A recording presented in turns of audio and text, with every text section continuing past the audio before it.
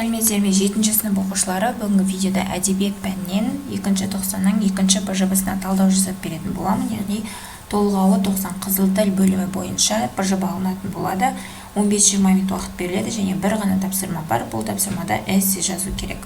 Шығармада байқалған халықтың мақсат мұраты, арман аңсары туралы талқылап әдеби эссе жазыңыз. Яғни Жамбыл Жабаевтың зілді бұйрық өлеңі бойынша біз сол өлеңдегі халықтың мақсат мұраты, арман аңсары туралы эссе жазуымыз керек. Ендеше мен эссе жаздым. Жамбыл Жабаев қазақ әдебиетінде айрықша орын алған тұлға. Оның поэзиясы тек көркемдік қана емес, сонымен қатар халықтың рухани мұрасын, оның трагедиялары мен жеңістерін саралайтын, ұлттық сана сезімді оятатын, жандандыратын күшке ие. Жамбылдың шығармаларының арасында зілді бұйрық поэмасы ерекше мәнге ие. Бұл шығармада халықтың мақсат мұраты, арман аңсары тереңнен қолданылады. Зілді бұйрық поэмасында Жамбыл ұрпақтың санасына сіңген ұлттық рухты, отаншылдықты, ел қорғау мен бостандық үшін күресті паш етеді. Поэмада халықтық мақсаттың шынайы көріністері айқындалады.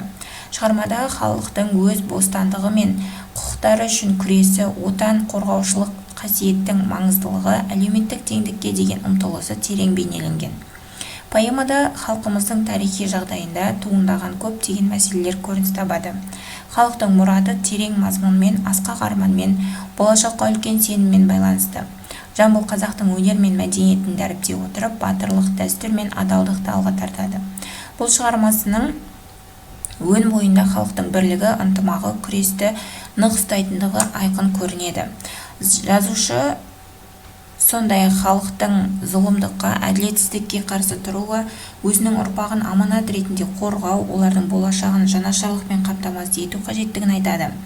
Жамбылдың сөздерінен халықтың күш-қуаты мен сенімі, бастамаларының маңыздылығы, қиын сәттерде бірлік пен дұшпанның алдында қарсы тұруы сияқты тақырыптар көрініс табады. Сонымен қатар зілді бұйрық поэмасында халықтың армандары мен аңсарының, асқақ мұраттарының метафоралық суреттері мен символикасы орынды пайдаланылған. Поэмада әрбір сөз, әрбір жол терең мағына мен езушілерге қарсы көтерілістің, халықтың тарихи жадындағы естеліктер мен сүйіспеншілікті оятады. Арман аңсары басты әлеуметтік психологиялық әсерлермен тілдеседі. Халықтың арманы теңдік, бостандық, әділеттілік пен шындық. Жамбыл осындай идеяларды арман аңсарлары терең сезіммен, интерпретациямен, өнеркәсібінен, халықтың рухынан, оның мәдениетінен алу үшін поэзиялық тілін шеберлікпен пайдаланады. Қорытынды: Жамбыл Жабаевтың зілді бұйрық поэмасы халқымыздың рухани діңгегі, оның арман аңсары мен мақсат мұратының жарқын көрінісі. Шығармада беделді символдар, образдар мен метафоралар арқылы қазақ халқының жүрек түкпіріндегі асыл мықты, батыл сезімдер мен не болмаса терең наразылықтардың, ой-пікірдің суреттелуі, наразылықтардың оның өсу мен даму динамикасының куәсі.